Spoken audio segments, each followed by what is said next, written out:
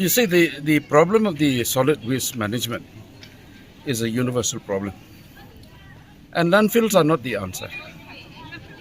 And they have said that they are going to have a scientific processing and etc. etc. But the point is that solid waste management starts at the source. This is the sum of the rules, which are the solid waste management rules 2016.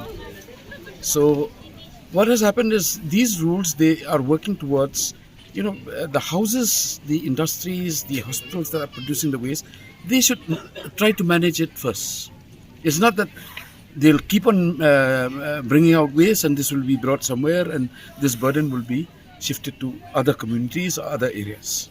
So basically now the need for managing waste is a very important need in modern society, but the point is that you cannot shift it to other areas. And the guidelines are very clear. It should be, the airport it should not be less than 20 kilometers from the airport. Then apart from that, water sources have to be protected. Then apart from that, not only the water sources have to be protected, the other aspect is that proper following of the right to fair compensation and transparency in land acquisition, it has to be followed properly. Because right now there is a manipulation. I can say that. There is a grave manipulation for which the government has to be made accountable.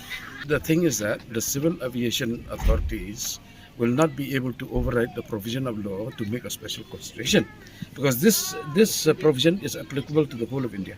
It is applicable to all airports.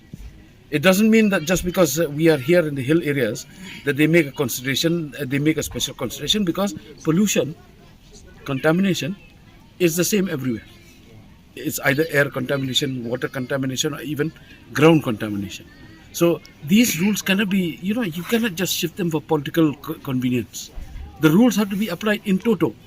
And this is where the people, their voice has to be, they have to act as a watchdog, that these are being properly done. So there is no question of airport authority giving an amnesty and this. Then what is the use of the rules? What is the use of the law? If you can just bypass all these laws, it's not to allow this project to go forward. But the government has to explore other avenues which are available to the government, because the government, after all, is all powerful.